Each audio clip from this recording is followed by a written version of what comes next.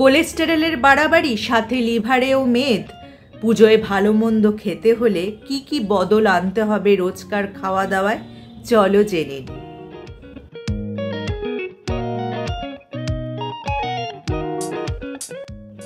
Hello friends, welcome back to my channel. আমার সব বন্ধুরা কেমন আছো? নিশ্চয়ই সুস্থ আছো এবং ভালো আছো। আমরা অনেকেই যারা অফিসে বসে কাজ করি দেখবে তাদের কিন্তু ওজন সহজে কমে না। পেট আর কোমরের মেদ কিন্তু দিনকে দিন বাড়তেই থাকে। অনেকের তো আবার রক্তে কোলেস্টেরলের পরিমাণও বাড়তে থাকে, অনেকের ট্রাইগ্লিসারাইডের পরিমাণ বিপদ সীমা ছুঁই করে। এক্ষেত্রে চিকিৎসকরা বলে থাকেন তোমাদের ওজন কমাতে হবে, কিন্তু মেপে খেলেও কিন্তু আমাদের মধ্যে অনেকেরই ওজন কমে না। আসলে গলদ রয়েছে খাওয়া দাওয়ার ধরনের উপর। কম খেলেও আমরা এমন কিছু খাচ্ছি যাতে কিন্তু রক্তে এবং ওজনে এই কোলেস্টেরলের পরিমাণ বাড়ছে। তাই পুজোয় যদি খাওয়া দাওয়ার পরিকল্পনা থাকে তাহলে কিন্তু এখন থেকেই বশ করতে হবে এই কোলেস্টেরলকে।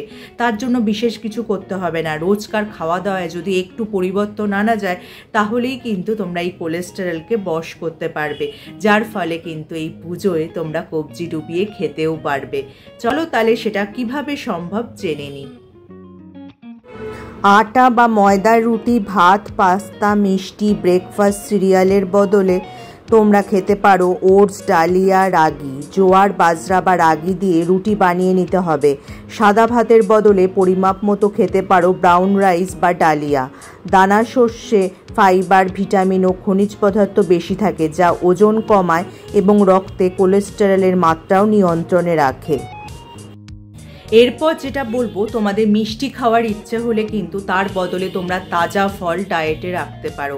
আর মিষ্টি খেতে যখনই ইচ্ছা করবে তার বদলে যদি খেজুর, আখরোট বা ড্রাই ফ্রুটস খাও তাহলে কিন্তু উপকার পাবে। এছাড়া বাজারে যেসব কার্বনযুক্ত পানীয় বা মকটেল পাওয়া যায় সেগুলো খেতে ভালো হলেও সেগুলো কিন্তু স্বাস্থ্যের পক্ষে ভালো নয়। এর বদলে তোমরা ডায়েটে রাখতে পারো ভেষজ চা, তাহলে কিন্তু তোমরা উপকৃত হবে। প্রক্রিয়াজাত মাংসের বদলে তোমাদের ভরসা রাখতে হবে লিন মিটে। যে কোনো ধরনের রেড মিট খাওয়া কিন্তু ত্যাগ করতে হবে, যেমন সসেজ, বেকন, সালামির এই লোভ কিন্তু তোমাদের ত্যাগ করতে হবে। তার বদলে তাজা চিকেন, ডিম, মাছ ইত্যাদি ডায়েটে রাখতে হবে, কারণ এসব ফ্রোজেন ফুডে কিন্তু নানা ধরনের রাসায়নিক মেশানো থাকে। আর যে সসেজ বাজারে বিক্রি হয় তা দীর্ঘদিন ভালো রাখার জন্য কিন্তু তাতে বিভিন্ন ধরনের রাসায়নিক প্রয়োগ করা হয়, যা আমাদের শরীরের জন্য কিন্তু খুবই ক্ষতিকর। এগুলো না খেয়ে কিছু উদ্ভিজ্জ প্রোটিনও তোমরা ডায়েটে রাখতে পারো, যেমন দুধ, ছানা, পনির, সয়াবিন, ডাল ইত্যাদি যদি রাখো তাহলে কিন্তু উপকার পাবে। সিঙ্গারা, জিলিপি, চপ, কাটলেটের বদলে ছোলা সেদ্ধ, রোস্টেড মাখনা, নানা ধরনের রোস্টেড বাদাম তোমাদের ডায়েটে রাখতে হবে। প্রোটিন, আয়রন, পটাশিয়াম, ম্যাগনেসিয়াম, ক্যালসিয়ামের মতো খনিজ রয়েছে মাখনায়। যেহেতু মাখনায় ম্যাগনেসিয়াম রয়েছে তাই হার্ট ভালো রাখতেও সাহায্য করে।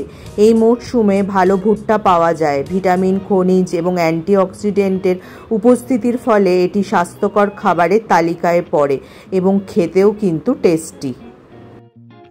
চিনি দেওয়া ডেজার্টের বদলে কিন্তু দই যদি ডায়েটে রাখা যায় তাহলে উপকৃত হবে, কারণ এই সব খাবার মানে কেক, পেস্ট্রি, কুকিজ, আইসক্রিমের বদলে দই, পিনাট বাটার, ডার্ক চকলেট খেলে কিন্তু তোমাদের শরীর ভালো থাকবে।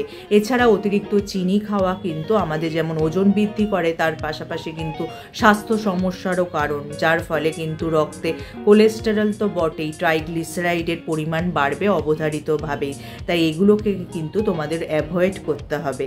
তাহলে যদি আজকে আমার এই টিপসগুলি তোমাদের কাজের মনে হয় বা তোমাদের উপকারে আসে, লাইক আর শেয়ার করে দিতে একদমই ভুলো না। যারা আমার এই চ্যানেলটা প্রথম দেখছো, চ্যানেলটাকে অবশ্যই সাবস্ক্রাইব করে নিও এরকম উপযোগী ভিডিও আরও দেখার জন্য। তার পাশে যে বেল আইকনটা আছে ওটা প্রেস করে অন করে দিও, যার ফলে যখনই আমি ভিডিও আপলোড করব নোটিফিকেশান তোমাদের কাছে পৌঁছে যাবে।